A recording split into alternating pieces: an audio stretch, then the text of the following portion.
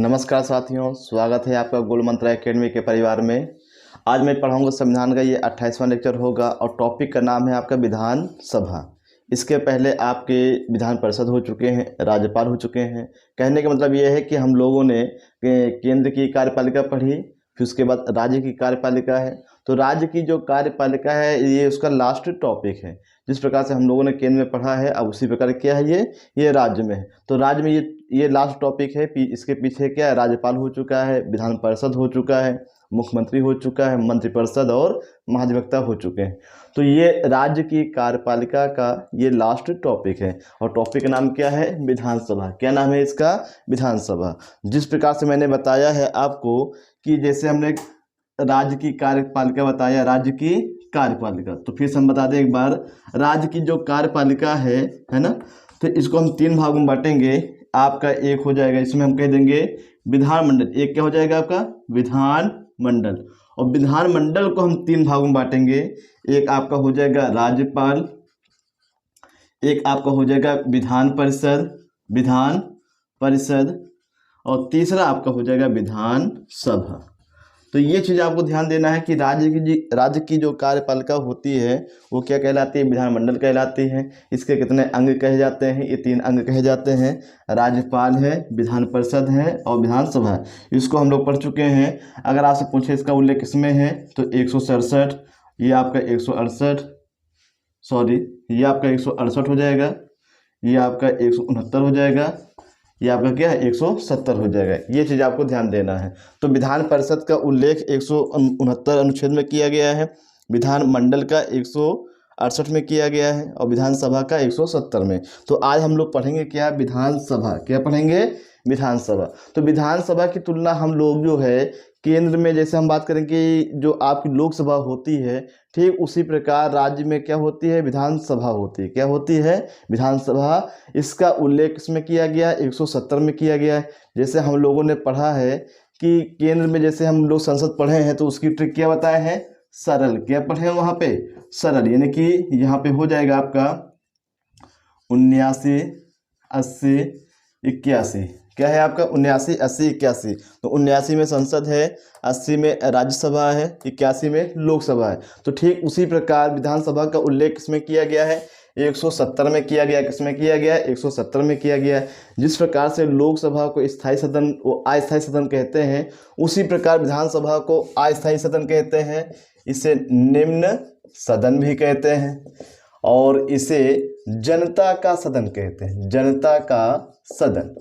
तो इन नामों से आपको ध्यान देना है। अस्थायी सदन है, निम्न सदन है, जनता का सदन है, या फिर हम कह सकते हैं कि लोकप्रिय सदन। क्या कहेंगे, लोकप्रिय सदन। किसे कहते हैं, विधानसभा को। अगर केंद्र में पूछे क्या होगा इसकी जगह पे, लोकसभा होगा। क्या होगा, लोकसभा। अब देखेंगे लोकसभा में हम चर्चा करेंगे 84वां संशोधन क्या है। तो 84वां जो संशोधन हुआ है 2001 में हुआ है। क्या हुआ है, 2001 में हुआ है। तो इसको पहले हम बताएंगे कि विधानसभा में अगर हम बात करें, संख्या की बात करें तो कितनी संख्या होनी चाहिए। तो यहाँ पे आपको ध्यान देना है कि विधानसभा में अधिकतम और न्यूनतम, तो अधिकतम और न्यूनतम संख्या रखी गई है। अधिकतम आपकी कितनी हो सकती है, ये 500 हो सकती है, और न्यूनतम कितनी हो सकती है, ये 60 हो सकती है। ये आपको ध्यान देना कि विधानसभा में जो अधिकतम संख्या 500 हो सकती है और न्यूनतम संख्या कितनी है, ये 60 हो सकती है। अब ये 600 लिख गया है, 60 हो सकती है। कितनी होगी, ये 60 हो सकती है। लेकिन कुछ राज्यों में 60 से भी कम है, वो आपके अपवाद में आ जाते हैं। और ये जो संख्या रखी गई है ये फिक्स कर दी गई है कब तक है, 2026 तक। 2026 तक, 2026 तक ये कहा गया है कि लोकसभा की सीटें और राज्यसभा की जो सीटें हैं, जैसे हम कहते हैं यूपी में 403 है। कितनी है, 403 है। तो 403 यूपी में विधानसभा की सीटें हैं। अब इसमें कोई फेरबदल नहीं होगा। जो भी फेरबदल होगा ये कब होगा, ये 2026 के बाद होगा। कब होगा, 2026 के बाद। और ये जो क्लियर किया गया है 84वें संविधान संशोधन के तहत 2001 में, अगर ये हम कह दें कि ये जो सीटें रखी गई हैं 403, या फिर हम जैसे अलग राज्यों की बात करेंगे तो जो जनगणना कौन सी ली गई है? तो आपको याद रखना है 1971 की जनगणना के अनुसार, 1971 की जनगणना के अनुसार संविधान में 84वां संशोधन करके 2026 तक विधानसभा की जो सीटें हैं वो फिक्स कर दी गई हैं, जितनी हैं उतनी ही रहेंगी। अगर इनमें विधानसभा की सीटें में परिवर्तन करना है तो ये कब किया जाएगा? 2026 के बाद। अगर ये पूछे कि विधानसभा में अधिकतम कितनी संख्या हो सकती है सीटों की, 500 हो सकती है, और कम से कम कितनी होगी? 60 होगी। लेकिन कुछ राज्यों में 60 से भी कम है, जैसे गोवा है, मिजोरम है, सिक्किम है। तो यहाँ क्या है? यहाँ पे विधानसभा की सीटें 60 से कम है। ये किस में आते हैं? आपके अपवाद में आते हैं। किस में आते हैं? अपवाद में आते हैं। तो आपका क्वेश्चन क्या बनेगा कि यहाँ पे जो हम बता रहे हैं ये लोकसभा भी है और आपकी क्या है? विधानसभा। तो लोकसभा की सीटें और राज्यसभा विधानसभा की सीटें ये फिक्स कर दी गई हैं कि 2026 तक कोई परिवर्तन नहीं किया जाएगा। जो भी परिवर्तन किया जाएगा इनकी सीटों की संख्या में 2026 के बाद किया जाएगा। और यहाँ पे ये भी ध्यान देना है कि यहाँ पे जो भाई कोई भी सीटें होती हैं ये जनसंख्या के आधार पे होती हैं। तो अगर ये पूछे कि कौन सी जनगणना के आधार पे इन सीटों को फिक्स किया गया है, तो 1971 की जनगणना के आधार पे। कौन सी जनगणना? 1971 की जनगणना के आधार पे। ये भी आपका पॉइंट बनता है। अब देखिए इनका निर्वाचन कैसे होता है? प्रत्यक्ष रूप से। भाई जैसे हमने पढ़ा है कि लोकसभा का जो चुनाव कैसे होता है, वो भी प्रत्यक्ष रूप से होता है। ठीक उसी प्रकार विधानसभा का जो चुनाव होता है प्रत्यक्ष रूप से, मतलब है कि जनता जो है डायरेक्ट चुनाव में क्या अपना मत देती है और उन्हीं के द्वारा जो है विधायक चुन के जाते हैं, इसलिए इसे कहा जाता है प्रत्यक्ष रूप से। आगे क्या है? अनुच्छेद 331, अनुच्छेद 332। तो यहाँ आपको देखना है, तो यहाँ पे थोड़ा मिस्टेक है, तो यहाँ पे देखिए थोड़ा मिस्टेक हो गई है। तो यहाँ पे हम यहाँ पे देखेंगे ये आपका 332 होगा, ये आपका 333 होगा। तो 332 और 333 इनका संबंध राज्य से है या फिर हम कह सकते हैं विधानसभा से है। तो कहने का मतलब ये है कि अनुच्छेद 332 के तहत विधानसभा में अनुसूचित जाति और अनुसूचित जनजाति की सीटों के आरक्षण से संबंधित है। सीटों के आरक्षण से संबंधित है। कहाँ पे? विधानसभा में। और उसी प्रकार की एक जो है एंग्लो इंडियन जो है राज्यपाल के द्वारा मनोनीत किया जा सकता है। तो यहाँ पे हो जाएगा मनोनीत। क्या होगा आपका? मनोनीत। तो ये आपका हो जाएगा विधानसभा में। तो विधानसभा में ये देखना है कि 332 के तहत जो है अनुसूचित जाति, अनुसूचित जनजाति की सीटों का आरक्षण से संबंधित है। ठीक है। और 333 में क्या है? 333 में ये है कि जैसे हम कह दें कि राज्यपाल विधानसभा में एक व्यक्ति को क्या है? मनोनीत कर सकता है। वो क्या होगा? एंग्लो इंडियन होगा। अगर इसी चीज को हम तुलना करें लोकसभा से, तो आपको याद रखना है जो 332 को हम कह सकते हैं 330 और 333 को कह सकते हैं 331। सेम कंडीशन है। ये आपकी कहाँ पे है? विधानसभा में होंगी। कहाँ पे होंगी? विधानसभा में होंगी। और ये दोनों कहाँ पे होंगी? आपकी लोकसभा में होंगी। कहाँ पे होंगी? लोकसभा में। इसको तो अब हटा ही दिया गया है। हम पढ़ा चुके हैं लोकसभा वाले टॉपिक में कि इसको तो क्या है? अब हटा दिया गया है।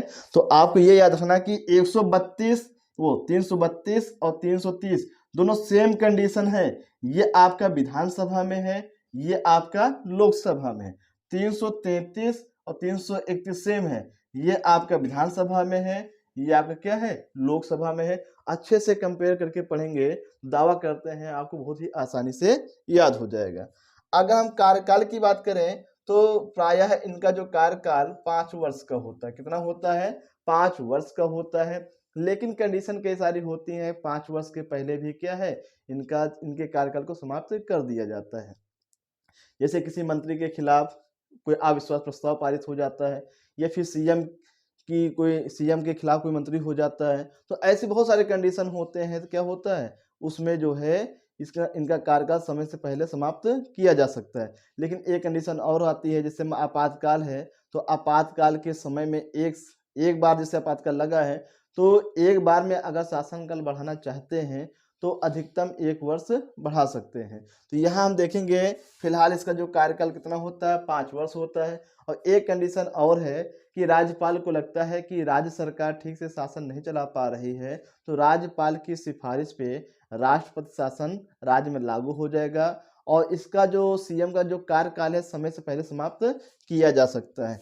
तो इसका उल्लेख 356 में किया गया। किसमें किया गया है? अनुच्छेद 356। ये क्या कहता है? राष्ट्रपति शासन। क्या कहता है? राष्ट्रपति शासन। तो 356 के तहत किसी भी राज्य में वहाँ के सीएम को हटाकर उसके स्थान पे क्या है, राष्ट्रपति शासन को लागू किया जा सकता है। ये चीज़ आपको ध्यान देना है। हम पढ़ा चुके हैं कि राष्ट्रपति शासन सबसे पहले कहाँ लगा है? पंजाब में लगा है। अधिकतम अवधि क्या होती है? 3 वर्ष होती है और इसका उल्लेख किस अनुच्छेद में है? 356 में। पंजाब 3 वर्ष 356 है ना। आगे देखिए योग्यता क्या होती है। तो योग्यता जो सब में कॉमन है वो तो कॉमन ही रहती है, लेकिन जो आपके पेपर में पूछा जाता है ये उम्र पूछी जाती है कि विधानसभा का सदस्य बनने के लिए कम से कम कितनी उम्र होनी चाहिए। तो ये आपका हो जाए कम से कम 25 वर्ष। कितना होना चाहिए? 25 वर्ष होना चाहिए। बाकी वो भारत का नागरिक हो, पागल एवं दिवालिया ना हो, ये तो सब में है और ये पूछी नहीं जाती हैं। मेन है आपका कम से कम कितनी उम्र होनी चाहिए विधानसभा का चुनाव लड़ने के लिए। अब देखिए यहाँ पे गणपूर्ति है। गणपूर्ति का मतलब ये होता है जैसे मान के चलिए सरकार बन गई, उसके बाद कैबिनेट की बैठक होगी या फिर मंत्रिपरिषद की बैठक होगी। तो मंत्रिपरिषद की जो बैठक होती है तो बैठक तभी माना जाएगा जितने भी विधायक होंगे। जैसे हम कहते हैं यूपी में 403 आपकी विधानसभा सीटें हैं, तो कम से कम 10% लोग जो है उसमें बैठक में उपस्थित हों। अगर 10% से कम है तो उस बैठक को माना नहीं जाएगा। ये आपको याद रखना है। गणपूर्ति का मतलब होता है कि जैसे कुल सीटों का 10% जो विधायक क्या है ये विधानसभा की बैठक में होना चाहिए, तभी उस बैठक को माना जाएगा। अगर हम कह दें एक बैठक से दूसरे बैठक के बीच में जो अधिकतम अंतराल हो सकता है, कितने दिन का हो सकता है? 6 माह।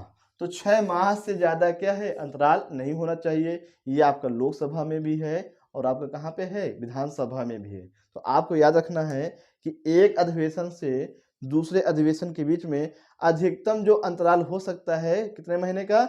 6 महीने का हो सकता है। कितने महीने का? 6 महीने का हो सकता है। ये चीज़ आपको ध्यान देना है। लेकिन आप कह रहे हैं कि जैसे कभी कभी होता है कि जैसे मैंने बता दिया 10% है ना, तो 10% तो कह दिया। अगर किसी राज्य में मान के चलिए जैसे गोवा में आपकी 40 सीटें, कितनी हैं? 40 सीटें हैं और 40 सीटों का 10% कितना होगा? तो इसका 40% 40 सीटों का 10% आपका 4 होता है। क्या 4 लोग की बैठक होगी? नहीं। तो 10% अथवा 10 लोग, 10% अथवा 10 लोग, दो कंडीशन रखिए, 10% हो अथवा 10 लोग होना चाहिए, तभी उसको बैठक को माना जाएगा। अब देखिए मंत्रिपरिषद जो होते हैं ये उत्तरदायी होते हैं किसके प्रति? विधानसभा के प्रति। किसके प्रति? विधानसभा के प्रति। किसके प्रति? विधानसभा के प्रति उत्तरदायी होते हैं। अब देखिए 70वां संविधान संशोधन क्या है? 70वां संविधान संशोधन के तहत ये कहा गया है कि जैसे आपको इसमें पढ़ना पड़ेगा राष्ट्रपति को। क्या पढ़ना पड़ेगा? राष्ट्रपति को। तो राष्ट्रपति के चुनाव में हम लोगों ने पढ़ा है कि लोकसभा है, राज्यसभा है, विधानसभा है ना। तो ये लोग क्या करते हैं? वोटिंग डालते हैं। लेकिन केंद्र शासित प्रदेश होते हैं वो लोग क्या है? वोटिंग नहीं डाल सकते हैं। लेकिन 70वें संविधान संशोधन के तहत ये अधिकार दिया गया है कि दिल्ली प्लस पुदुचेरी विधानसभा के, दिल्ली प्लस पुदुचेरी के जो विधानसभा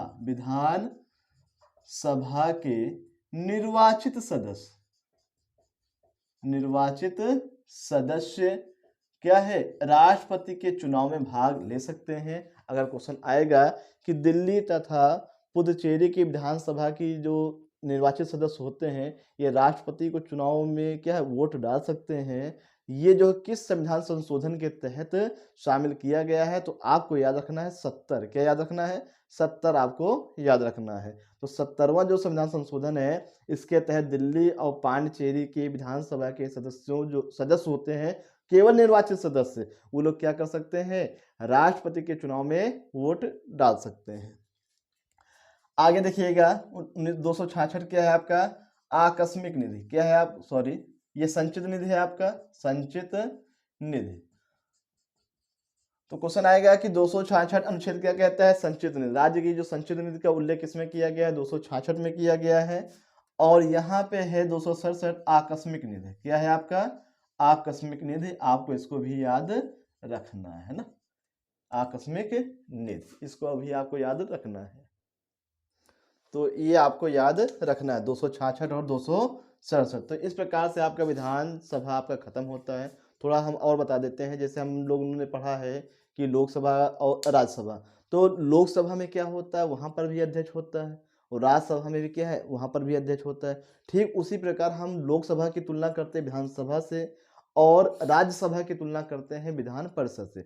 लेकिन अगर दोनों में अंतर क्या है, अगर हम दोनों में अंतर की बात करें कि लोकसभा का जो अध्यक्ष होगा, उपाध्यक्ष होगा, वहीं से चुने जाते हैं। ठीक उसी प्रकार विधानसभा की जो अध्यक्ष और उपाध्यक्ष क्या होते हैं, उन्हीं से चुने जाते हैं। विधान परिषद में भी अध्यक्ष और उपाध्यक्ष वहीं से, मतलब विधान परिषद से ही चुने जाते हैं। लेकिन राज्यसभा एक ऐसी सभा है जहां का जो अध्यक्ष है बाहर से आता है। कहां से आता है, बाहर से आता है। उसका नाम क्या है, उपराष्ट्रपति। इसलिए आपने पढ़ा होगा कि उपराष्ट्रपति राज्यसभा का क्या होता है, पदेन सभापति होता है। वो जो है राज्यसभा का सदस्य नहीं होता। ये भी पूछा जाता है कि ऐसी कौन सी सभा है, ऐसा कौन सा व्यक्ति है जो वहां का सदस्य नहीं है लेकिन फिर भी वहां का अध्यक्ष होता है। वो आपका कौन है, उपराष्ट्रपति। इसलिए कहा जाता है कि उपराष्ट्रपति राज्यसभा का गठन, उपराष्ट्रपति राज्यसभा का पदेन सभापति होता है। अगर आपसे पूछे कि राज्यसभा का गठन कब हुआ है, 1952 में हुआ है। लेकिन उस समय राज्यसभा इसका नाम नहीं था। क्या था, काउंसिल ऑफ स्टेट। क्या था, काउंसिल ऑफ स्टेट। फिर इसे क्या 2 साल बाद इसका नाम पड़ जाता है, राज्यसभा पड़ जाता है। क्या पड़ जाता है, राज्यसभा। तो राज्यसभा का गठन 1952 में किया गया है, और इसका जो राज्यसभा नाम पड़ता है 1954 में पड़ता है। वीडियो कैसा लगा है, इसका जवाब आप लोग कमेंट सेक्शन में लिख के बताएंगे। धन्यवाद, जय हिंद।